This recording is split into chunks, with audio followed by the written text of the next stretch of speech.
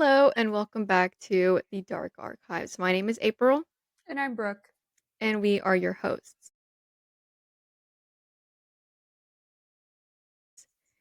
Today we're going to be going into some MID and we're going to be talking about or getting into what we believe is our family curses. Which should be pretty interesting cuz I know yeah. We'll get into it. But I'm going to go ahead and start off with am I the So it says, am I the for writing reminder notes to my husband? Says my husband of 20 years gets angry and says my reminder notes are quote unquote nasty grams. I do not leave notes often, 1 to 2 times a year on average. If I am leaving a sticky note, it is because it is something that I have verbally stated many times and have reached a point where I am tired of asking. I write myself reminder notes all the time, so I figured it was not a big deal to write him a reminder sticky note for him. My last note included fire hazard, turn off when done, for a bathroom fan that has a broken timer and that we recently found out is a fire hazard. I've asked him not to use it or turn it off when he is done until we have replaced it. He kept using it and leaving it on all day. If you drink it, refill it for our water purifier. He will be good at refilling it when he drains it for a while and eventually he stops doing this, leaving me the only one refilling it. If you drink it, refill it for our water purifier. He will be good at refilling it when he drains it for a while and eventually he stops doing this, leaving me to be the only one refilling it. This becomes an issue when the water is gone and I need it as it takes a while to refill. This is not a trash can. For a while there he was taking any grocery bag, box, etc., and literally throwing it in a corner in the dining room, leaving the mess for me to clean up. Because I refused to do so, the pile got rather large. His argument is that, quote unquote, he is busy, he has ADHD. Mm. When he finds a note, he gets angry and becomes an argument. He says, I'm being mean and these are nasty grams. I appreciate your opinion on this subject. Hmm. So, I hate this. I hate it. I think that this person, not OP, but the man involved, partner involved, he just lacks basic life skills. And also, I don't really think it's mean to put a note on the bathroom fan if he's leaving it on all day. It is a fire hazard. And actually, it's become a new law in a lot of states where new builders have to put timers on these fans because they're like a leading cause of house fires. So I don't really think she's an a hole for wanting her house to not burn down. And if he forgets, like sometimes we need a little reminder. It's not a nasty gram. It's just you're incompetent and she doesn't want her house to burn down. So here's a little reminder. I really don't feel like this person is an a hole. I think that it's very a hole ish of the man to not refill the water after completely emptying it. And I'm sure this is like with a lot of things he probably does, but this is probably like her limit, the things that really make her very annoyed. But I'm mhm, sure it's like a list of things. yeah. So yeah, I'm gonna say not a hole. Okay. Um, just letting y'all know for the viewers, both Brooke and I, we don't really like look into the story. So like we just read like the headline, right? Like we just to see whether it might be interesting or not. So like this was a lot to like kind of think about because I think what makes it a little bit more complicated is the fact that he has ADHD, right? Being a person that doesn't have ADHD and knowing a person who has ADHD, to me, I it cannot I can't compute how someone can forget certain things, you know? Mm. In my head I'm just like it's really not that hard or like just I don't know. It just doesn't make sense to me. But I don't have ADHD. I don't go through what they go through, or I my mind doesn't work the same as theirs. Mm. And I recently had to talk to my therapist about this because it was getting to the point where I was like so frustrated and fed up that I was just like this is insane. Like I like help. basically. And the whole they have ADHD thing is like, it like the person I know that has ADHD, they really do have to set multiple reminders, and I Mhm. have to remind them about a lot of things. And I've seen it with other people, how other people also have to remind them to, like, over and over and over again.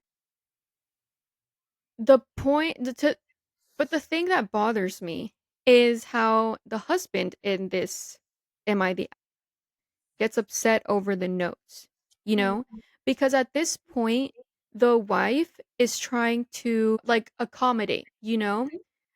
She's trying to accommodate for his ADHD or his, you know, lack of remembering things. Mhm. And if anything, I feel like he should appreciate it. I understand, or I can see how at times it can be like, okay, another reminder, another reminder, another reminder. And although it is not his fault that he can't really remember things that well, if that's the case, she's trying too.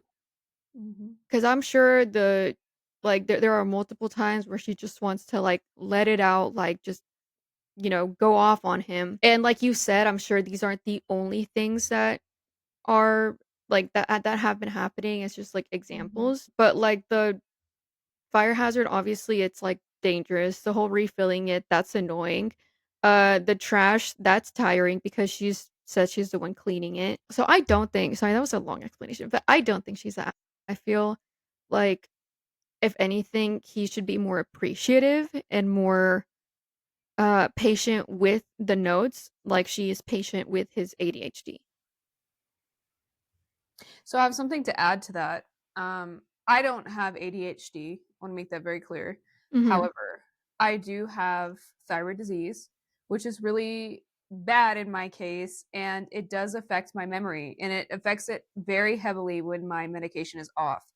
And I just want to say that I don't really think that his ADHD, even though I don't have the same thing, I don't think it's an excuse because I write so many lists and notes, and you have your iPhone. You can set alarms.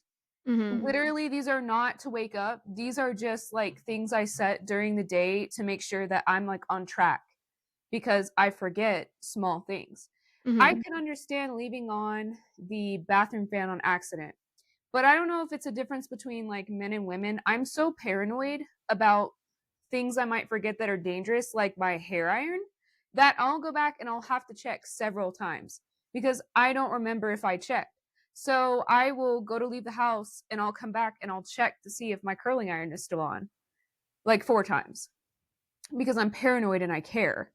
Um, but the reason why I think it's more like just incompetence, like weaponized incompetence, especially with like the water refilling thing, is because there's nothing to remember there.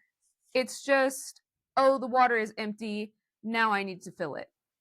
Not, oh, the water is empty. Let me remember to refill it in 6 hours. Like that's not really the the process I think that the OP wants to happen. I think it's like the water is empty. Let me refill it. And I don't know if that's like maybe ADHD if you get a glass of water and then you automatically forget. But I think that there are ways to get with like a counselor and figure out how to fix some of those things. My brother has ADHD, which is I don't know what the differences are, but he has like issues scheduling, Mhm. and he got with a counselor and he's doing much better. Like he's turned his life around. He is scheduling, he is graduating college, he's doing amazing. So it's just like get some help a little bit and maybe Yeah. don't rely on your partner. I would be so appreciative if like my mom sometimes during like when I was in college, I was so paranoid about forgetting something that I would call her and ask her to remind me on certain days at times. And I know that seems like super juvenile. Like, why are you in college and you need your mom's help? But like, truly, if you need help, just ask for help. Mhm. So I don't know. I mean, OP is not a hole, but I just think that this person is using ADHD as an excuse, and while I can like empathize, I I don't think that I don't think it's healthy to continue like a relationship like that when one party is unwilling to even attempt to fix themselves or isn't like open to having notes, open to having like a way to fix it. I think that that's OP's like way to fix it, way to fix him maybe. I I I I agree with, like, definitely finding, like, resources or different outlets to, because 'cause I'm sure, like, there's millions of people with ADHD. I'm sure there's at least one app out there that is made for people with ADHD in order to help them remember things, or, to help them with reminders and stuff like that. But I like sorry. Uh, Okay. I think, because this is at least, like, what I do with my brother, right? Um, and I understand people forget. I forget things. But there's certain things, like, there's ways to help people remember things, Mhm. and, setting reminders and, like, being like, giving friendly reminders and just leaving notes. I feel like it's almost a way of, like, not that it's parenting, but, like, we can say it's almost like gentle parenting, like a little, like, "Hey, buddy, like, make Mm. sure you do this," in a way, you know what I mean? But if you see gentle parenting is not working, you gotta, like, go to, like, the next couple steps. Switch it up. Because Yeah. yeah, because with my brother, my mom says, "Okay, make sure you put your dirty dishes in the sink." Like, obviously, I can't tell her how to parent, even though sometimes I do put in my 2 cents. Mhm. But whenever I'm left, like, taking care of my brother, I don't say, "Hey, make sure you put your dishes in the sink." I say, "Put the dishes in the sink." He's Mhm. like, "Okay, 1 second." I'm like, "I'm not moving until you put your dishes in the sink." I have to stand there maybe, like, 10, 20 seconds. He sees I'm not moving, he gets up and goes, "Put the dishes in the sink." If I would have said, "Okay," and just walked away, Mhm. like, hours would have gone by and they're still where they were originally at. Um, if I it's just, like, things like that was an example, but it's just things like that. So, regarding the fire hazard, I feel like, I mean, she might not be home, he forgets to turn it off, like, she can't really help that sometimes. But, like, the whole, "This corner is not a trash can," start putting that trash somewhere where it's gonna bother him, because 'cause Mhm. I'm sure that'll be a good reminder, like, "Okay, I need to put the trash in wherever it needs to go, so my wife won't put it here." And you may think that's like, "Oh, that's childish," like, no, it's Mm-mm. really not childish, because if then she doesn't disrupt his comfort, it's gonna disrupt hers, like, Mhm. literally forever. Um the whole the don't drink until you refill it, like, start leaving it empty for him. Mhm. Those are literally technically reminders. That's a reminder, like, "Hey, it doesn't feel nice when this happens. Hey, if you don't want trash where in your area, in your space, don't leave it in the space that I don't want it in." I'm so petty. I would have hired somebody to put in like a timer on that bathroom fan and made him pay for it. Oh, yeah. Yeah. But I would like to know if this person is the result of, I don't want to say gentle parenting because there's nothing wrong with gentle parenting, but like Mhm. you're right. It's gentle parenting with no follow through that produces these people who don't have very many life skills. Like you and I have both seen this like hands on with some of our peers in college. It's like they can do step 1, but they either don't know or are not wired to think about step 2. And I think like that's a little bit of what's going on here. Mhm. Yeah, I don't know, and I don't wanna, cause again, not to bring therapy up again, but my therapist recently, and I was talking to her about, like, the curse and everything, how I feel like it's a curse, and she was telling me not to generalize, an idea or people or, like, an event that happened, but to be more, like, pointing it on specific people, so it's not like, "Oh, everyone," or "all men," or "all women," or whatever, you know? But Mhm. one thing I want to point out is, and I hate to say that, but I've never seen a man, like, have almost like a reaction process like women do, you know what I mean? Because, and I swear every time this happens, it goes the exact same way. One time I was eating lunch with a few friends in college. One of them was a guy. He spilled his drink and he was like, and he stayed there frozen like a statue. And I'm like, get napkins. Mhm. I was like, it literally the moment it fell over, I was up. I was like, kind of scooting the water in like this little pile with napkins. I was like putting the ice on plates, and he's like, and then I saw it at work. Someone spilled their water bottle, and they were like, it's the exact same face. I swear it's, and I'm like, go get napkins. Oh my gosh, I don't understand. My brother does that too. My brother does that. He like looks at you. I'm like, oh, it literally, like, it makes me so mad. I'm just like, how do you not just have, like, the instinct to react, to get something done? They're Mhm. just frozen. I'm like, "Do you And want me to do it for you?"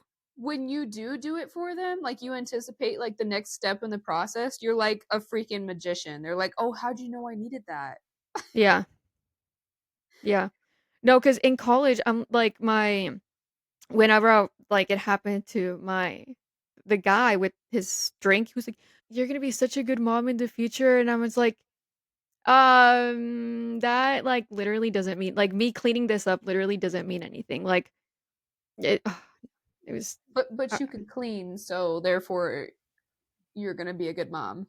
yeah. Wow. I don't think I would have been very nice to that person.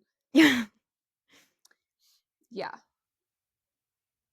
but I don't one of the worst things, like, I saw was we were working a particular set, and we had PAs, and both of the PAs did not know how to put the trash bag back in the bin. oh my Like, I'm still so mad about this. They would take out the trash for me and, like, wonderful, great, beautiful job, but they wouldn't put the bags back in the trash can. So therefore, when actors would come in and crew would come in, they put the trash in the can without the liner, and I didn't know they were doing this, and then things became oh, very complicated and gross, and then it was up to me to clean the bins and then go back and teach them how to put the trash bag in the bin. Did they do it after that? Hell no. But I tried. But it was like every night, no trash bag in the bin. did you start making them clean out the trash can with no No. Brooke. Well, see, the issue is that sometimes people, like I said, they can do step one, but they can't do step two. And the outcome of them trying to wash out bins in the public university parking lot really scared me. Because then what? We have step three, which is pick up the trash off the ground, is like probably going to be my step in the morning. Um, so yeah, I did do their work for them after everyone left. And it's just like, and the thing is like, I don't even think it was malicious. Like, I got very angry because these people did not understand that, like, once you take the trash out, you got to put a new trash bag in.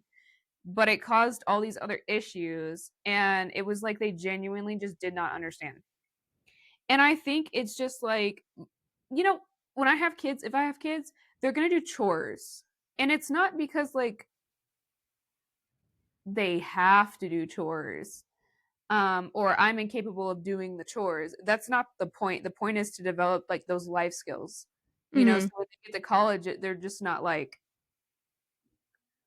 I mean, I roomed with kids who couldn't make a grilled cheese and didn't know how to wash themselves. So it's kind of sad. The amount of people that didn't know how to do laundry in college actually, like, baffled me. And it's not just boys. Like I can't even pin it to boys because Oh, no, yeah, yeah. it's it's just a generational thing. I think is like some of us had to work hard and do chores and understand life a little more than others. And I'm not saying either way is bad, but like if you're letting your kid go to college and they can't like put a trash bag in a bin, I think there's a problem. Yeah. But sometimes I don't even well, if you think about it a little bit, I feel like some parents might not even know they don't know how to do that because they've never even tried it in their life, so the parents don't know that they don't know how to do that. You know what I mean? Yeah. Like, it's Mm-hmm. And that's the thing. I think I'm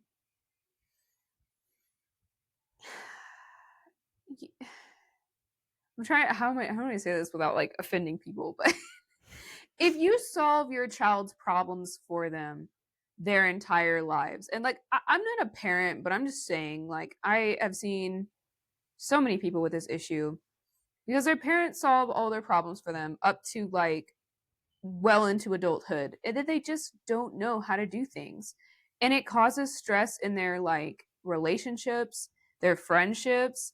They just don't have the life skills, and so they're just reliant on that parent or whoever is doing the work for them, and it either transfers to their partner in a relationship or they're just like SOL. mhm. And I think that's really unfair. Like you're kind of setting your kid up for failure if you're solving all of their problems for them. And like even little ones. Obviously don't leave your kid in the dark. Like that's not what I'm saying. I'm not saying like you should be a barbarian or like make them hate you. But let them schedule appointments when they get old enough. Yeah. Let them do step one, two, three, and teach them. Don't just do it for them. Yeah, I remember my first time having to schedule a dentist appointment or a doctor's appointment or whatever kind of appointment, and I had to write a little script. Like, I'm not even kidding. Um, it was, like, something very obviously very new for me, but, like, I don't know. It definitely is something like, obviously, if your kids are gonna start doing that, like, be next to them, like, help them out, be like, "Hey, you're gonna ask for this person, it's gonna be this time, blah, blah, blah." And going to doctor's appointment for the first time by myself was definitely, like, scary. I don't know, like, hospitals or just, you know, places like that, especially dentists, I I don't know, they make me a little bit uncomfortable, but I But you're trying though. Like even yeah. though you have like that script, like you are purposefully going out of your way to achieve something. Mhm. And even if you aren't great at it, you're still trying. And that's the thing is like a lot of people I know would just give up. Yeah. I'm like, if you can't do that, even if you're like nervous or you have to write it down, like how are you going to be able to do hard things in life? Mhm. I That mean, is and very true. ooh, can I say you work in an industry where there is a lot of children, Yes. and I don't know, what is your opinion? Like, what do you think about the competency, like the life skills of these kids that you're around? Um, I will say that a lot of them do show that, like, I mean, literally that example of I have to tell them to go get paper towels when something is dirty or, when they spill something. I remember I had this one student, it's gonna sound kind of gross. This one student literally throw up in my classroom, and to the point where I had to wipe it off the walls because they didn't know to like, well, okay, I'm not even speaking for them. Like I asked, "Why didn't you ask to go to the restroom?" "I didn't know. I didn't know I was gonna throw," like, "Huh?" I'm sorry, but the moment I'm feeling nauseous, I'm like, "I gotta go to the restroom," Mhm. you know? And I will say, I have noticed that unfortunately, the majority of the time, it's not necessarily the kid's fault because once I meet with parents, once I have those conferences, I understand why. Mm. There's a lot of kids that can't keep track of their own work. I tell the parent, "Hey, so and so isn't it keeps losing their paperwork, that's causing them to get a lot of failing grades." "Okay, yeah, we'll look into it." Next day, I'm collecting papers and they're like, "I lost it." I'm like, "Didn't your mom like try to, organize your backpack with you, your folders?" "No." Mm. Is it And at is it lack of time, like, on the parents' part, or do you think they just don't know how to reach their kid, or they just don't try? I'm so serious when I say this. 80% of the moms that I call, because usually the moms is the first emergency contact number, so that's just the first number I call. Like 80 something ish percent of the moms that I have talked to on the phone don't have jobs. They're stay-at-home moms. Like they've told me, they're like, "Oh yeah, like I've got time, like I'll sit down and do the homework with him, like I don't have a job, like I am a stay-at-home mom."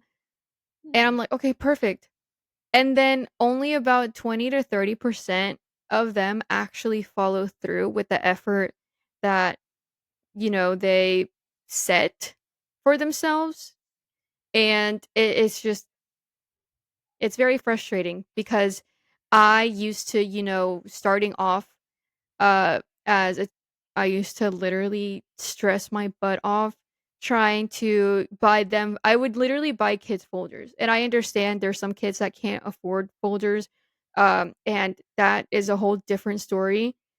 But there's kids coming in with brand new shoes, brand new this, brand new that, iPhones newer than mine, Mm. and they can't get their backpack organized. They can't buy folders that are like a couple of cents at Walmart. So that I learned that I'm not gonna be these kids' second mom.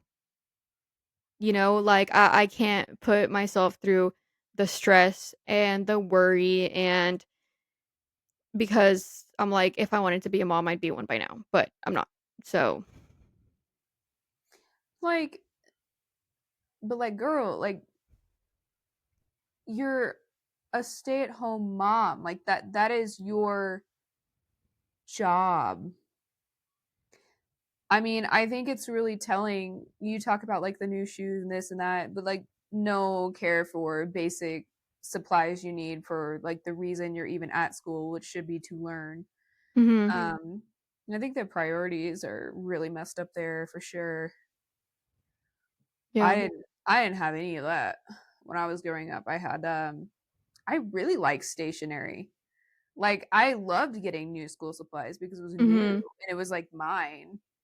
Um, so I don't know. I can't relate to any of that. But yeah. that's kind of wild. It's like, girl, that is your job. Like, get your house in order if that's what you want to do. Do it good. Yeah, and obviously, like, when it comes to people who lack these kind of skills, um, you really just have your own opinions and thoughts based on what you have seen, you know?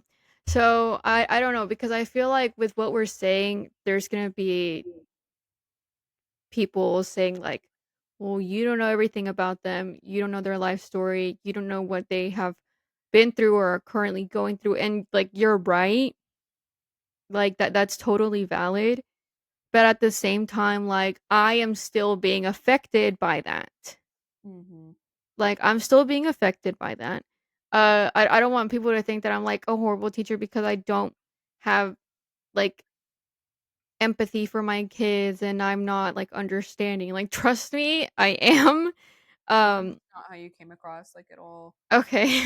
And also, this is your job where, like, parents should be buying school supplies. That's been a thing forever. I mean, our education system sucks and they don't pay teachers enough and they don't give enough money towards like the classroom, like books or folders or things that kids need. And frankly, it's not your job like to go out of your way to supply these things. So I don't think you come across heartless at all. It's just like it just is what it is, unfortunately. Yeah. Hmm. Okay, are you ready to move on? Yes. Okay, so now we're going to move on to a new topic. Am I the a-hole for not being there for my daughter? Woof. When I was 19, I dated a girl for about 3 months. It was a typical teen relationship, lots of hormones, lots of, Ye and can I say that word? Or get uh, me in trouble? I think we know what you Lots of relations. And she had a higher relation desireship than Mhm. me, in fact.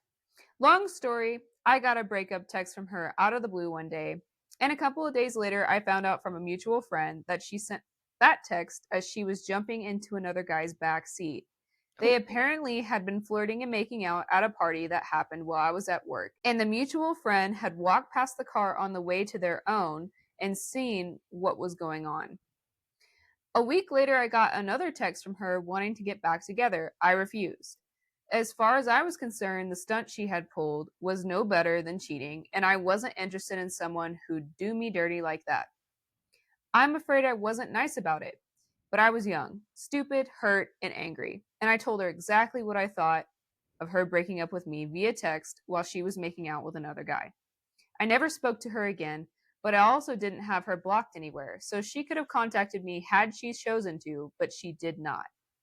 Fast forward 20 years. A young lady shows up on my doorstep and introduces herself.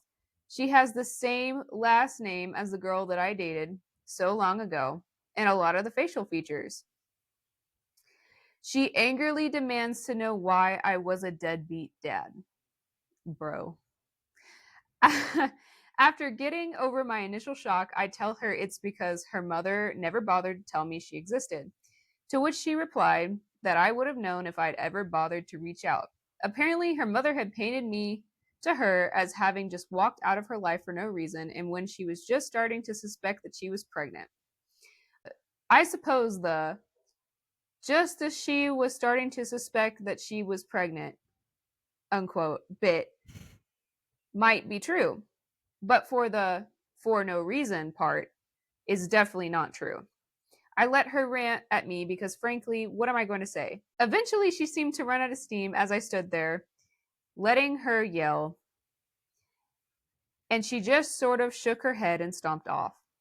She didn't even leave me any way to get in touch with her, so I guess she doesn't want me to be in her life. But I felt sick over the whole situation. Edit. So I'm going to read this clarification detail. I just Mhm. read it and feel the need to clarify one detail. She may have started to suspect she was pregnant when we broke up, but I had no idea. Am I the a hole for not ever reaching out to her mother after we broke up?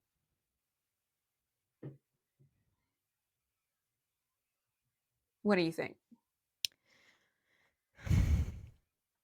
Okay. I know people work differently and there's, like, on and off relationships, but, like, when I'm, like, done with the relationship, like, I'm not reaching back out. I'm not like, "Hey, hope you're doing okay." I'm no. Like, I'm not I'm sorry, but I'm not wasting my time on that. And especially the way she did it, Mhm. um, maybe there's more context to it, I don't know, but based on what he wrote, goodbye. Like, and it's not like he should have thought like, "Oh, what if she's pregnant? Oh, what if this happened? What if" No, like, you can't like, it's not healthy for him to be thinking about things like that, and if she, you said something about she suspected that she was pregnant? Mhm. Okay, well, she eventually found out one way or the other, especially when a baby popped out of her. And that could have been the opportunity for the mom to reach out. Because from the moment that you're suspected of being pregnant, must be pretty early on in the pregnancy to the Mhm. moment that you have your baby, it's a couple of months.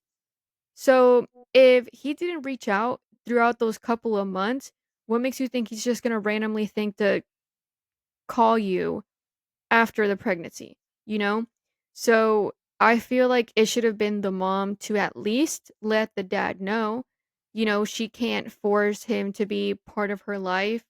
Um, and I really don't know what the mom told the daughter for the daughter to think he was like a deadbeat dad. Uh, because maybe the mom started feeling angry that she was the only one taking care of the baby, and she just started, saying things to the daughter. And did it say something about him reaching out after she confronted him? No. Okay. It says that she didn't leave him any way to get in touch with her. So she just showed up, cussed him out, and left, which is Mm. wild. I feel like I don't know. I feel like, trying if he tried to not maybe not find the daughter because he just found out about her, but maybe try to find the mom, that would be nice. Well, we don't know if that happened or not. But yeah, I don't think he's the asshole because how is he gonna be there for his daughter if he didn't even know he had one? I agree. I think the mom I don't really understand, like I would like to get the mother's perspective on this Yeah. because I don't understand usually like when you have a kid, like to be honest, this kid might not even be his. Like there's no paternity test, we don't know. He wasn't around, well obviously he was around for conception, but like he wasn't around for like when she started to freak out like, oh I might be pregnant kind of thing. But usually like you'd want to call up the dad and like ask for child support or something, Mhm. but that didn't happen here. She just like told him told her daughter that he walked out when she was suspecting the pregnancy, and that's all the daughter grew up knowing. Yeah. But I think if I was in the daughter's shoes, I would be asking a lot more questions. um I don't know. It just seemed like she didn't know very much about the situation other than, oh, your dad's a deadbeat kind of thing. And I think OP needed to put in a little more context about like her rant because I would like to know what exactly she was screaming at him for. Yeah. But with the context we have, I don't think he's the a-hole. But I think it would be like a fever dream if like obviously I'm not a dude, so I don't have the capability of producing. Yeah. But I think it would be crazy if someone showed up on my doorstep and was like, "Hey, I'm your kid. Um, you dated my mom 20 years ago." Like that's kind of insane. But I do agree with you. I think that the dad, if he wants a relationship, which I think, if anything else, if I was him, I would want to like clear my name. Yeah. So like, I feel like like he should reach out to mom and get her contact information and then figure out from there. But I don't think the mom would willingly give it. Like knowing that she told her that story growing up, I don't think she would want that facade to fade. Yeah. But it's very clear like the daughter wanted to go at least like find out a little bit because she went to his address. Mhm. So, No, yeah, um that makes a lot of sense. but he doesn't seem like he doesn't want her. Like he's just was just very surprised and got ranted at, but he's just not. He doesn't seem like he hates the idea that a daughter of his exists. So maybe they can work it out, but not Another sure. thing, yeah, and another thing that I feel like people might be thinking while they read that story is like why didn't he stop her? Why didn't he, um stop her from leaving? Tell me you wouldn't be in like the biggest shock of your life Mhm. if someone just showed up at your door saying like or especially screaming at you. Because if it's not like a calm approach, and I don't blame her for being angry with the, story or idea that she has.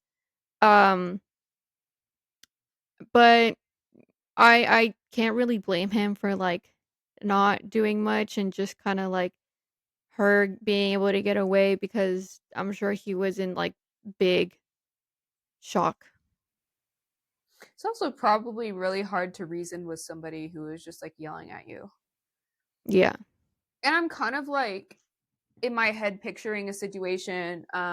If you haven't seen Bobby the Catfish Story on Netflix, watch it. It's wild. Um, but this girl thought she was dating this guy, and he has like a whole family, and they know nothing about her. And she goes to his doorstep and confronts them, and she's like angrily, like screaming at these people, like they don't know her. But she very much is like, I know you.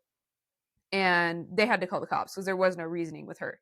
But at the time, like she's a very good person, but like it's when people get that upset and they feel like they know something about you, I feel like it's really hard to talk them down in that moment. So I think he Yeah. did the right thing by just letting her get it out, and maybe that is like closure to her. So I don't know, maybe she'll just walk away, or maybe they can cool down and actually have a conversation. Yeah. I don't know. I definitely feel her. Um, but it's unfortunate that you can't just like know the truth for yourself. Like it has to be coming from someone and you're never really sure whether that is true or not. Mhm. I don't know. I definitely understand her though. It's really unfortunate because I think after this, like if she finds out both perspectives, and who knows, like who knows, there's always like her truth, his truth, and then like the truth. Yeah. Um, but it could potentially ruin her whole image of her mother. Yeah. And I think that might not be worth him reaching out. But I also think that living a lie sometimes is not the greatest. So I don't know. Messy. Yeah. Very messy. But I think speaking of unfortunate life events, do we want to move on to our next Yeah. exciting, terrible For a topic? second I'm just like what happened? Like what are you talking about? Like you kind of scared me for a second. Okay, so now we're going to be moving on to our final topic, which is why Brooke and I believe that we're low key cursed. like, um, and I'll get into mine a little bit and then I'll let Brooke get into hers. But starting, like, just pointing some things out, I feel like you and I think we're cursed, not just because, um, like, oh, our life is sometimes like, it's not even just us. It's a pattern that we notice in our family. Um, but I don't want to speak for Brooke, so I'll get into mine. So I the moment the thought came to me of like, oh my gosh, like I think my family is cursed, is when I was a lot. I was pretty mature. I think I was like in high school. I think maybe even college. I can't remember, but I noticed that particularly with the women in our family, life just wasn't fair. And I saw that the only people that were sticking around in my family were the women and not the men. And it was a series of unfortunate events with loyalty and, maturity, um, a lot of financial problems. I don't want to like get too into it because I'm not trying to put like my whole trauma out there, but to the point where I was like, is this going to happen to me? And I thought about that for a really, really long time. And I was getting so afraid that I was going to continue the pattern, not even the behavior or the, you know, because I mean, I can't like all the women in my family, it's like they didn't choose to end up the way they ended up.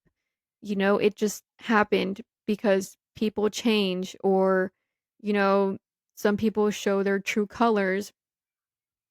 And it got to the point where I was like crying every night, worried about my future. And obviously, I want to be a mom growing up, thinking about my children's futures. And I would like pray and pray and pray. I was like, please, like this can't happen to me. I don't want this for myself. And once I started therapy, my therapist was saying, I understand why you might feel like that, especially if you notice a pattern, but you have to think about that you versus your past family generation were under two very different circumstances. For example, like my mom, my aunt, and my grandma, they grew up in Mexico. I was born in Mexico. I moved to the United States when I was 2, and I've been growing up here ever since. Like, I visit and stuff, but, like, I grew up here. And my opportunities were different. The people that I was surrounded by were different. My environment was different. And I really try to think about that to where I can bring a little bit of relief into my life, thinking like, okay, this can be different. And just to, I guess, really look into how I am going about my future, because the only thing I can do besides like, feel bad for certain people in my family is learn from where something could have gone wrong. I know what kind of traits not to look into for certain men. I know what traits to look into for certain men. And the funny thing is I always told myself like I'm not ending up with a Hispanic man. Like I'll kill myself before I end up with a Hispanic man. And again, Yikes. like and like again, I'm not saying all, which I'm working on that. Thank you. I'm not saying all. I used to, not anymore. But that's just, like, the pattern that you saw. You know what I mean? Like, if you're walking down the street and there's been 5 times that you've gotten attacked by someone with a red shirt, like, from that point on, you're gonna be avoiding people with a red shirt. It's just how your brain was built. It's literally trying to protect you. So if I kept seeing all these, you know, Hispanic men Mhm. treating women in my family like but I'm my brain is kinda like, "Avoid, avoid," like, it's flashing in my brain. And this is the humor in it. I'm actually dating someone that is half white, half Hispanic. Not full Hispanic, so but You're not gonna yeah. relearn your ancestors' lessons, though. You know?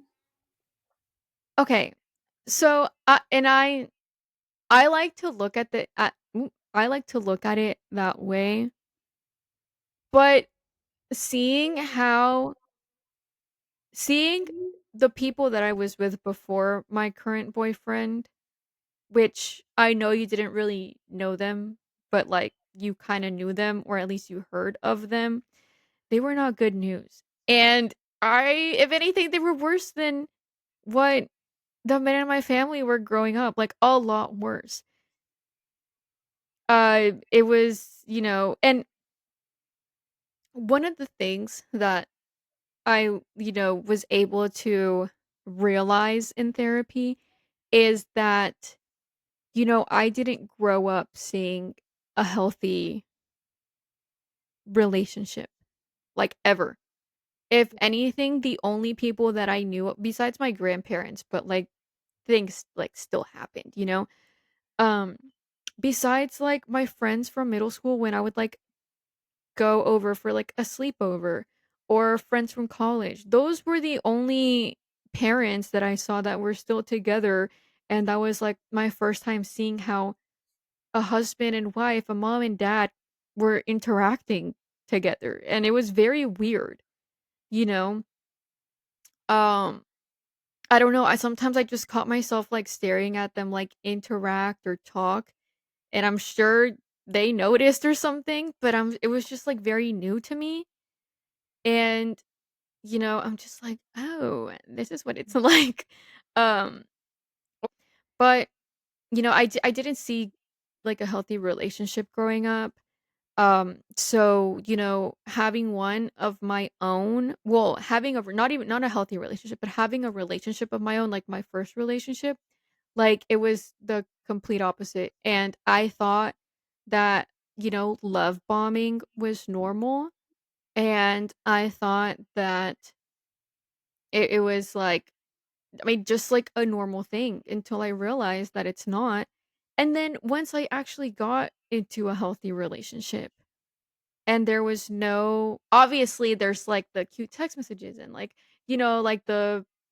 like, the beginning stages where you're very, like, giddy about it and, like, but it was a lot different from my first relationship to where I was just like, "This man hates me, like, this man doesn't like me, like, why isn't he calling me because I don't, answer in an hour or something?" And that is when I decided to, like, start therapy because and as far as I know, I'm the first in my family to, like, do therapy, which I think is crazy because there's certain Yeah. people in my family that need it. But yeah, that's why I started therapy because I'm like, I'm in a really good relationship and I don't wanna ruin this for us. It's not fair for him to go through things that, like, you know, he doesn't deserve because of my past experience, of my trauma, and I also did it for me because, like, I needed to I'm not even gonna say, like, fix myself, but, like, 1, figure out what's wrong, because a lot of people think therapy is like, "Oh, you're just going to talk to someone, you're gonna go and, like, vent and rant," and they're gonna be like, "Yeah, mhm." But no, I remember when my therapist started getting into, like, why I was thinking the way I was or why I was feeling certain ways, it was, like, it was so mind-blowing. It Mhm. was literally so mind-blowing because I'm just like, "Oh my gosh, I get it now." Um, but yeah. It's so cool to like see the real science. Like there's actual Mhm. science behind why we do what we do. And so I don't, don't blame yourself too much because it's human nature. And I'm so glad you have such a great relationship now Mhm. and you went to therapy to go learn some science and not fix yourself, but prevent that situation that happened in your life from happening again. Yeah. And that's very something that I admire a lot about you. Thank you. I really appreciate it just because, it I'm not, like, the richest person in the world. I don't have all the free time in the world, and sometimes, like, yes, like, I had therapy yesterday. I was like, like, I really like, I had such a long day, like, I can't. Like, it feels nice knowing that, like, the money and, like, time and effort and is, like, going it's it's working.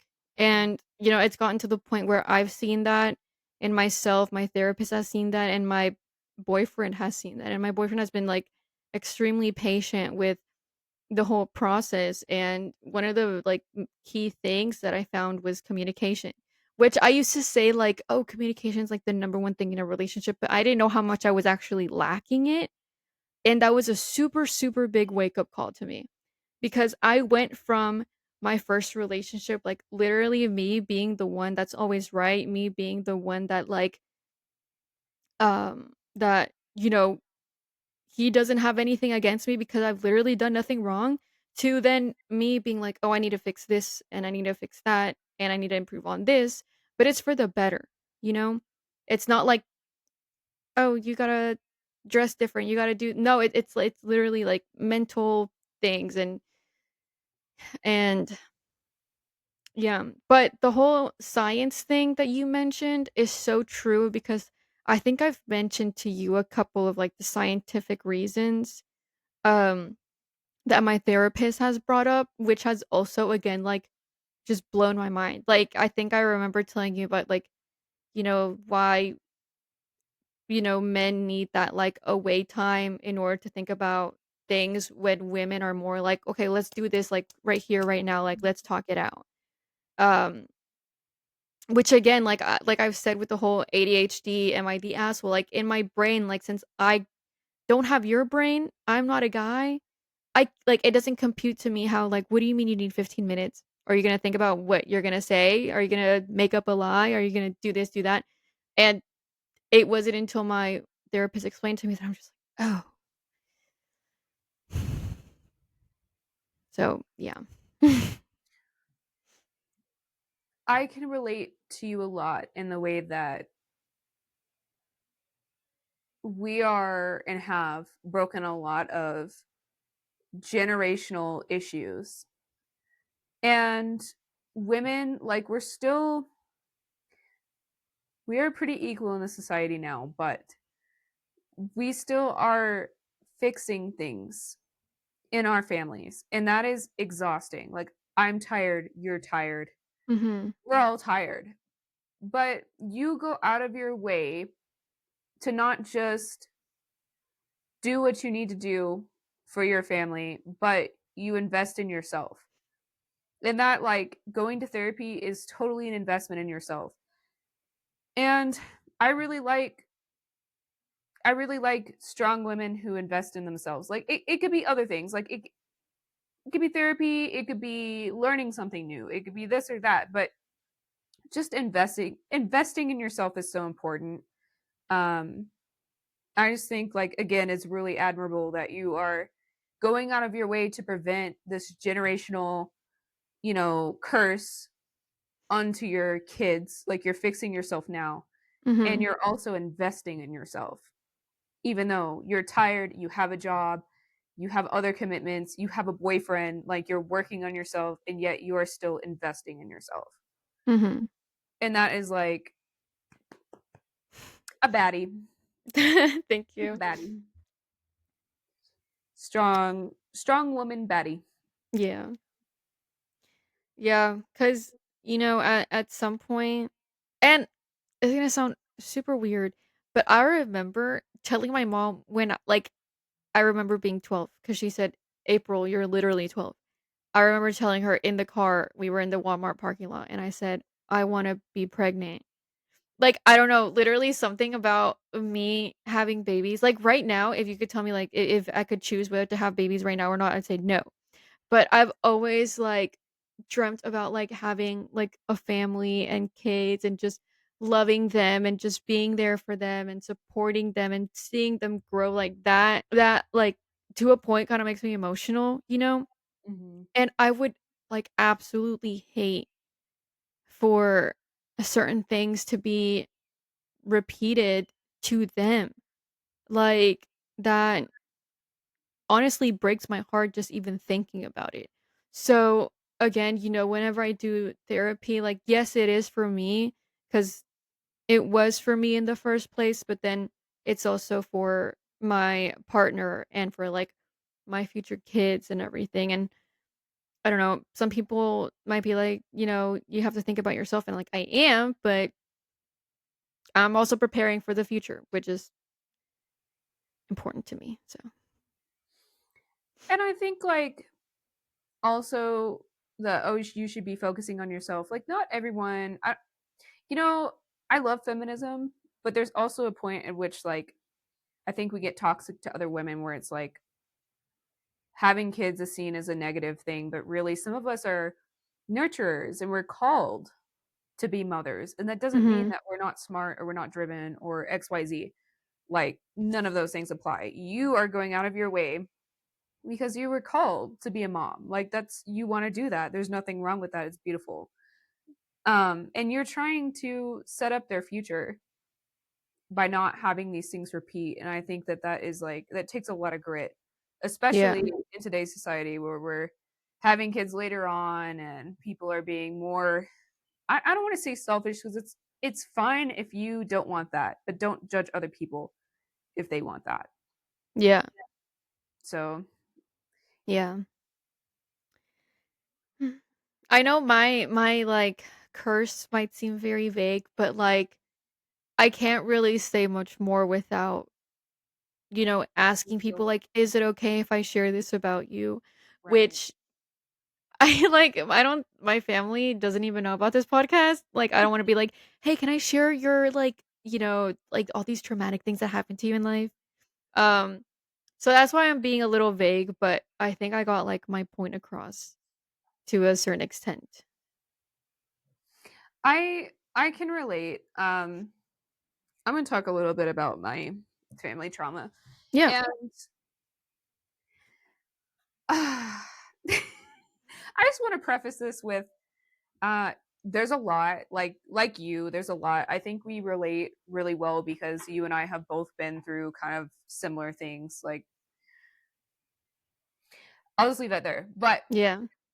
with my family it is a literal curse say my last name's cursed my like whole lineage it's just like business deals that don't work out or being taken advantage of or xyz crazy impossible thing that shouldn't happen like happens. And knock on wood, recently my life has been a little better on the luck side. Like I'm very grateful. I have been like practicing constant Thanksgiving. I have been doing good karma things. I have been just going out of my way to make the universe pleased with me because Mhm. growing up was really rough. Yeah. Um and I think the worst of it, to be honest, came from my college years, which is why, like, it makes me really sad because in high school, they tell you it's. Mm, this is awkward because I come from a really, really small town in Texas, and my first high school, they didn't push college at all.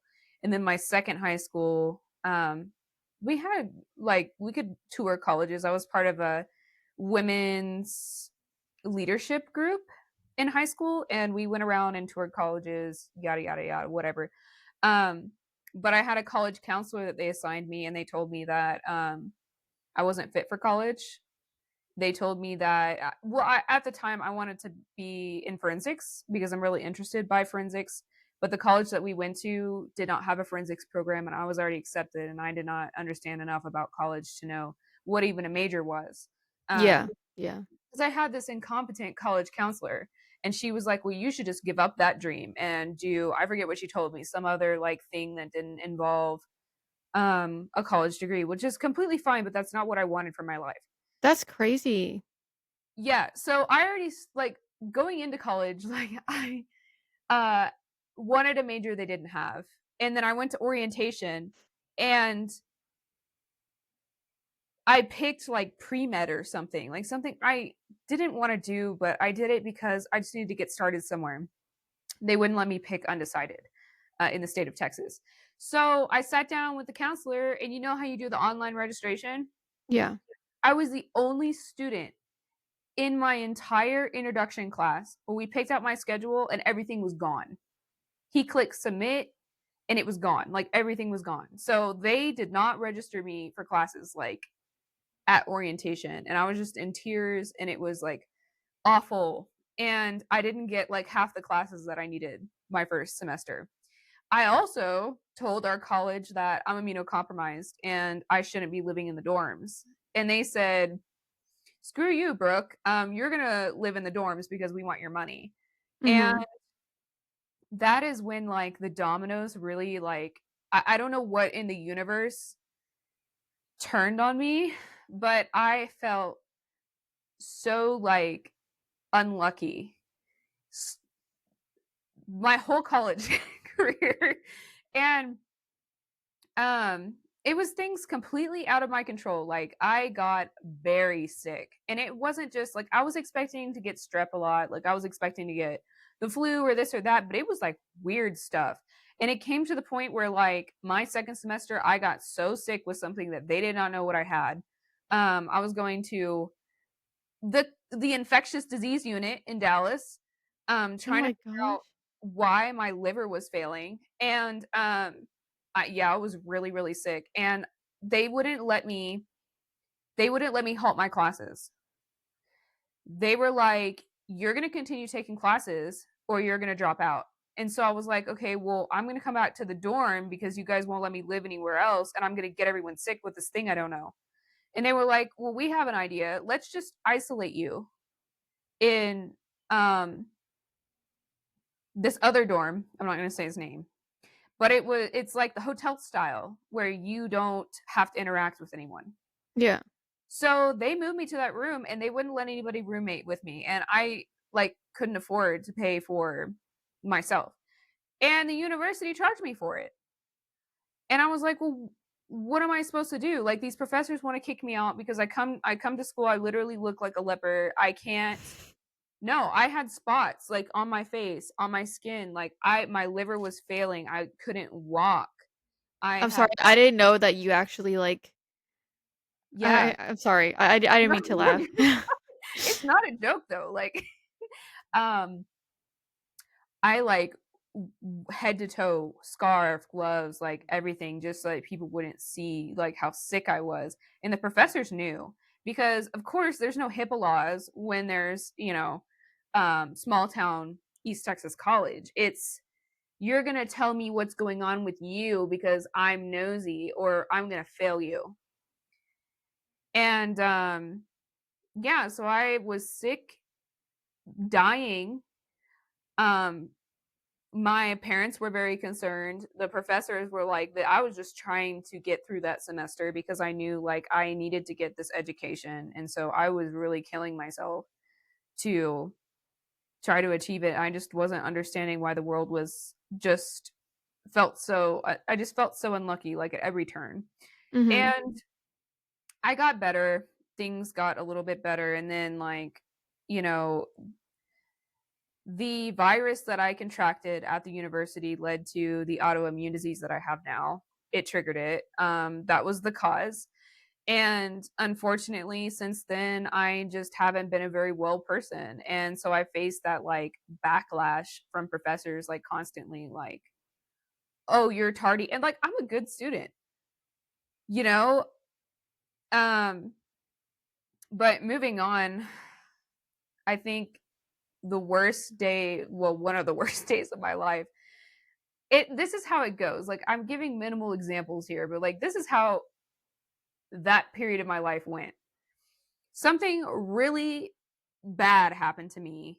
Um like my 3rd year of college, and I was living in a house with a bunch of girls, and the girls were extremely judgmental, and they were inviting over this person who did this very bad thing to me, and they decided that they didn't like me anymore. And that's chill, that's cool, but like I still live there. Mhm. So they decided they were going to change the locks on the house. Which you can't do that. That's illegal. And also all my stuff was in the house. And so I just wanted to get my stuff and like leave. Like I didn't want anything to do with these people. I locked myself in my room. Like I did not talk to them anyways. Um, but they were like terrorizing me. And this went on for a long time until they decided to change the locks. And so I showed up, and one of the girls whose dad actually owned the house, who I was paying money to, she came out and she like hit me. And I was like, perfect. Like, that's so great because I'm about to get this deposit back. Um, so I didn't hit her back because I'm smarter than that. I called the police. And Mhm. my friend Sydney was there with me, and she saw the whole thing. So I had a witness, and I had the fact that they changed the locks, and I had that she assaulted me. So I sent it all to her dad, and I was like, I'm getting my stuff. I'm leaving. Your daughter's going to sit in the hallway, and you're going to give me the deposit back. And he did. And I didn't press charges. So right after that happened, my car died. I'm like moving my stuff out, and the police are like watching this happen, and my car dies.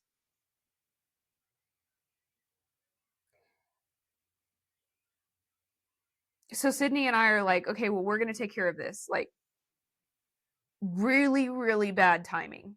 Mhm. We go to AutoZone, we get the thing, whatever. The police can't stay. And I'm like, oh my God, like, please just stay. Like, we're not even done moving my stuff out. So we fix the car battery and we get the rest of my stuff. And this like takes a long time. And of course, like the police, like they're like, oh, it's not my job. And so they leave me alone with these girls who have been terrorizing me for like a year. And it that was really great. Uh I didn't feel safe around them at all, but at least I had Sydney. She would go to bat for me. But I also have a moped. And so Sydney's like driving my car with this newly like refurbished battery, whatever in it. And I'm following behind her in like my moped because I'm getting all the things away from this house. And my moped dies. And I'm like, this Oh is my freaking god. great. And it like dies at that intersection that like you there's like the bookstore and then like you turn and there's like Chipotle. It looks really Yeah. busy. Oh, that's a busy street. And so I'm like Oh my walking god. my bike over to the curb. And then I realize, because I'm gonna pull out my phone to like call Sydney and let her know like what happened. I realize my phone's not in my pocket. I'm like, okay. I take stock of the situation and my phone is literally in the middle of the street. And it is so busted. It is so unbelievably busted. And at that point, like I have just like reached the point where like I just can't deal anymore. Yeah. So I just sit on the curb and I start crying. And straight out of like a freaking movie, like I kid you not, this homeless guy comes up to me and asks me if I have change. I'm sorry. Oh my god. No, it's I don't even know when to say like it honestly, if Sydney hadn't have been there and witnessed everything, um I think she thought I would be like lying if I told her like the story. But unfortunately, it's very true. And it's just like these domino events that happen that I'm just like, "Oh my god, like who have I pissed off?" Like I literally don't know what I do like or did to like deserve something so egregious. Like I know people who like don't even have that amount of stuff happen in their lifetime. I don't know. I don't know. And it just continued like that.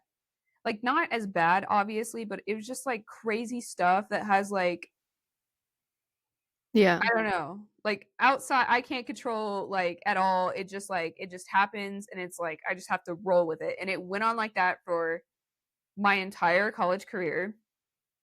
So bad that everyone who has ever lived with me or has been best friends with me has like questioned my existence. Like how could this happen? Like are you're kidding me? Yeah, if you know me, you know it was bad. But it that was around the time I moved into a new apartment and my roommate who was also from Mexico was like we need to do an egg cleanse. Yeah. And by God, did I feel better after that. But Do you remember what the egg looked like when she put it in the cup? it had like two blood spots.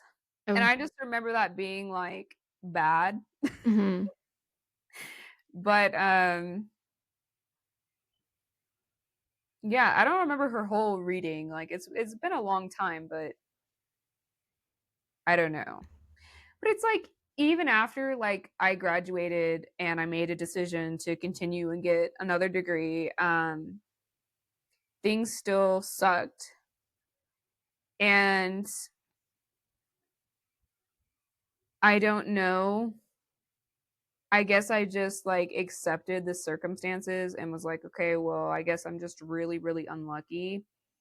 Um, just like my father is very, very unlucky, and it's like weird business deals. Um, just being taken advantage of in like really weird ways, or stuff breaking, or somebody doing something really crazy to you and like not having any control over any of it. um really makes me like depressed to think about. And like right now I'm chilling, like life is really great. I am very blessed. I am really trying to not think about how unlucky I have been. But I think with my medical problems and the unluckiness that I was feeling, I was really in a bad like headspace, and it really affected a lot of like the decisions that I would make. Mhm. Um like I don't know if you've experienced this, but like I won't do something if I think that it'll lead to some sort of crazy circumstance. So, I don't know. I'm working on that. I'm trying to get out of that headspace. But like you, it's like haunting. Yeah. Yeah. I I do wanna mention sorry. Um, I do wanna mention some things, and this is gonna, like, go from the order you told your story, so, like, I'm gonna go kinda back to the beginning. First of all, we went to the same college, and the fact that the cops didn't wanna stay with you, I know they had nothing better to do at all. The whole, Yeah. "Oh, I'm sorry, like, we gotta go." Go where? Like, our college is literally, like, 2 Walmarts put together.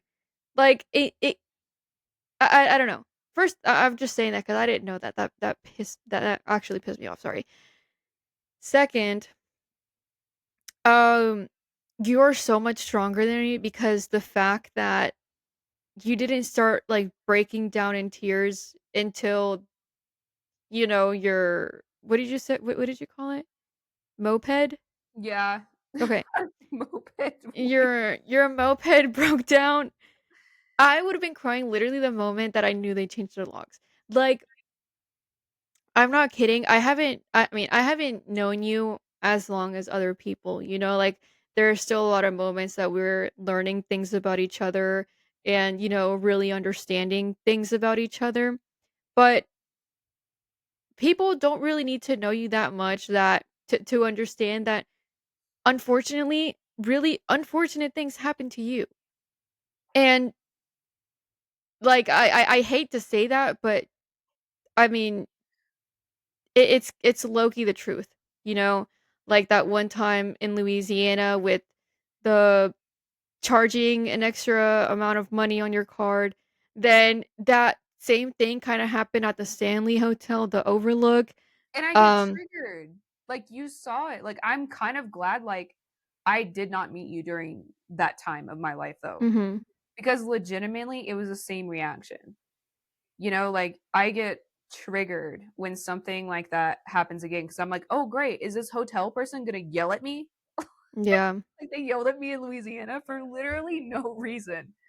Yeah, Um, it and just like that one time you couldn't go to a I'm not trying to bring up like things that have happened to you, but it's just like you know what I mean? Like just things that you have gone through that I'm literally like in awe on how you keep going. You know, like you're one of the most like strongest mentally, emotionally, and physically like strongest people that I know. And towards the end of like feature during summer, I literally you know how I was in charge of, like, making the awards and whatnot? I literally gave you, like, the "Don't fuck with me" award because there are certain moments that I saw you and I literally, like, looked up to you so much, and I'm just like, "Oh my gosh," like, I could never but, like, slay. Like, she like, it was so, like, crazy, you know? And to be honest, like, I know you don't, like, crash out on people when something goes wrong, like, you are very smart to know how to handle things, and that has actually, like, uh, helped me out with some things. Like, I remember there was something that happened, and, you know, kinda knowing like, thinking about how it could have gone, I, like, channeled my inner Brooke, and I was like, "I need to record this shit right now." Like, I need to press record right now. Um And yeah, there's just, like, so many things that, like, you talk about, and I was just like, "Oh my gosh, like, she's so smart," or, like, "She's so brave for that."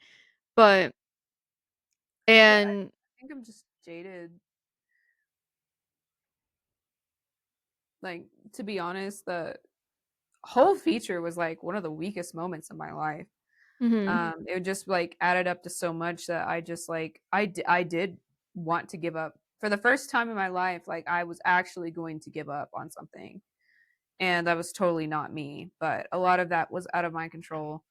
Um, so it's so crazy that like you actually saw some good in me like during that time because that was still one of the things that I feel the shittiest about because it's like I was gonna give up and I don't. Yeah. So I don't know. That made me feel a little good knowing that like it wasn't all bad from the outside because from the inside I feel like it was all bad. And, I mean, that's super understandable just because, like, with the position that I had, I wasn't necessarily in the whole production action, you know? I was more of, like, the background kind of, like, "We'll call you if we need you," kinda thing. And so I wasn't really there for when some of the really unfortunate things were happening on set. I was just mainly hearing it from people, which isn't the best way to find out about things. Um, but you know, there was just a lot of things that like kept on being brought up about you, and I was like, this girl needs a break. And I know, like, I found out after, but I know you like stood up for me without me even knowing during feature, which I really appreciate. I don't know, I think I've thanked you for that before, but I really appreciate that because like you already had a lot going on, like the fact that you were just going out of your way to, you know, help me when we didn't really know each other, like that. Yeah. I just have this philosophy of like I just try to be really nice to people. Um there are some people who really hate me and that's fine. Um can't be nice to everyone. But I think up to that point like I had just been through so much in college that like literally I don't pass judgment on people like that. Um, and by the way, you got one of the most important jobs in the entire feature, so don't even downplay it. But I just, at that time in my life, I felt like there is literally nothing these people can do that would hurt me worse than like what has already happened in my life. Yeah. So I think that gave me like the strength to fight a 50-year-old, no, he was like 60-year-old racist man Yeah. on behalf of the students of our university, which is crazy, and gave me the strength to continue to work with one of my very good friends who wasn't acting very great during that time. So I don't know. I think I look back at my college years uh, with such like disdain. It's very unfortunate because those are supposed to be like some of the best years of your life. Yeah. But I just think that like this cloud of whatever it is just followed me. And like film was such a trip because I don't know if I told you this, but um I took a lot of judgment from the professors. And one of the things that the older retired gentleman did was I was TAing for his class. Um, and in front of these kids, like I don't know, I'm in the master's program. I don't know these people. They're younger than me, Mhm. and I'm helping to TA this class.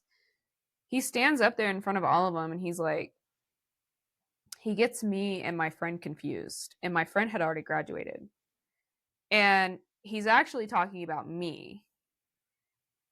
And he told this whole class that because of my health issues, I went home and I wasn't going to make it in the film industry and yada, yada, yada. Like to this class, I'm in there.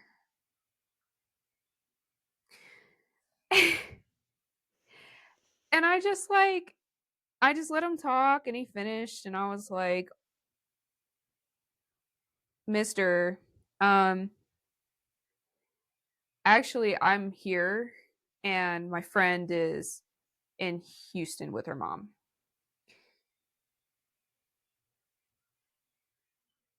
What And the class, like, I don't know. It was just like a movie moment, like these movie moments of like the universe shitting on me through other people. And it's happened more than once. Like, I wish that was the only point in my life where somebody was like talking about me either to my face or like to someone else. Like, it's happened way too many times. And I think that like burns something in me a little bit. Like, you're wrong. Which, I mean, he was kind of right because I'm not in the film industry. Um, ultimately, like that was not in my cards. But it burned in me that like, okay, well, people have this opinion because I have this autoimmune disease. Um, it sucks, and I'm not gonna let it be true. he should have never said that because, it's not like, "Oh, you were partying and you would always miss class," because there were people like that in film. You can't help what you have. Like, he was low key kinda brain dead a little bit. It was just so screwed up because I had gone through a whole bachelor's degree with him. Mhm. I had done a lot of work for him, and he wanted me to be in the master's program because they have very low female count. Like in the history of the program, I was the only woman graduate student that they had had there in a while. So it looked good on him, and they gave me my own office. They hired me to do multiple jobs. I wasn't just hired for one job, and yeah, they wanted to pay me less too, but that's another story. Um, it was just crazy to me that this man like had so much interaction with me and like this and that, and we had talked a lot, and he was seemed very lucid. So I don't know. It was just kind of crazy that he just forgot all of that. And I was Yeah. like, great, the universe is using him as a vessel. And it's that those times where like these strange coincidences or strange happenings happen and you're like, okay, well, do I listen or not? Mhm. You know what I mean? Like, it's not even just about what people say, but it's like, you go to do something and like the stove doesn't work or this or that, or you can't get it to whatever. And you're just like, well, is this like a sign? Like, should I just stop? Should I just not do what I'm doing? Yeah. Um, and that was kind of how I felt about that instance. I was like, wow, this is kind of crazy. It's happening in front of all these people. It's like the universe is crapping on me. Do I listen to it? Yeah. A lot of the times I understand that because, for example, if I'm late to work, it is very unfortunate I'm late to work, but sometimes I'm like, okay, maybe this happened so nothing like I was put out of the way of danger, like I could have got in a car crash. A lot of people might think that's silly, but like that's just me trying to be optimistic about it. And when it comes to like learning lessons or like life lessons or experiences to like make your skin a little tougher, yes, you are like, okay, maybe this happened to help me in the future or to do this or do that. But then I can't help but think like, why would that even need to happen in the future? I know you try to stay positive on some things and I try to stay positive on some things. And just people in general, I know a lot of the times it's just like you can't help but think like why? Or it's not fair because knowing how there were a lot more people that in college or just in life or people that we know growing up. So, and I don't want this to sound like I'm envious. It's just like I'm gonna be honest, like I can't help but think this sometimes. There are a lot of people that are just born with privilege of whether having a healthy like household or like living in it with healthy Hmm. parents or you know having good health, having um not to worry about like a lot of financial things, and you see them not taking advantage of that. You see them not, doing everything they can to like Yeah. I can't even you know what I mean? Like Yeah. it's I would, yeah. I'd kill for just a normal existence. Um, yeah, I feel like that too. And the older I get, the less I live in Delulu land, you know? Mhm. Like, not that I ever lived in Delulu land, but at the same time, like, you start to listen to your intuition. And not only did like dating get better for me, but like my existence got better because if I felt like, ooh, I shouldn't go to that party or this or that, like I wasn't going to go if I had a bad feeling. Yeah. And that has saved me so many times. So I hope you like enjoyed my misery, April's misery. Um, we are two kindred spirits in the way that like we are plowing our future. And I just want to say to all the women out there who are experiencing the similar things that we are, that it's going to be okay. And you will become stronger and smarter. And one day you're going to look back at your past self and think, wow, I really am that girl. Like, I'm really that girl. Yeah, And and I sorry. just wish no one's fine. It's just, I just wish everyone like a healthy career and personal life. Yeah, and I also wanted to say that never feel like you're at a point where, you haven't figured it out yet just Mhm. because you're never going to stop learning lessons, you know? And once you even though it may take you a couple times to learn that lesson, um it it really just takes a lot of effort and determination and strength to like actually learn from it and grow from it, and things are always going to be coming your way. Like there's never going to be like, oh, I finally reached the hard part or like past the hard part. Like it's literally it's life. Things are going to keep coming at you, but there's just ways that you're gonna be able to, like, navigate things and figure things out, and I think that's where you get to see your own growth, and I've been seeing that, I feel like Brooke has been seeing that, so I feel like that's where I get to at least myself feel good about it, like, "Okay, I'm not gonna make the same mistake again." So, yeah. And also, like, if you're struggling or you think that like your life is so unrelatable, like I gotta tell you, like I have led a very unbelievable life, and I really take solace in April, and I have found a little community of women that are real, and they are on the same path as me in their own way. And it's out there. Like, don't think you have to struggle alone. Like, go find your girl gang. Mhm. There's, find be a girl's girl. It helps. It helps. Oh, for sure. Yeah. Okay. So we're I gonna leave you hope with that. yeah, we hope that you enjoyed this episode. Um, and yeah, we will see you guys in the next one. Give us a like, Bye. give us a subscribe, write us a comment. Yes.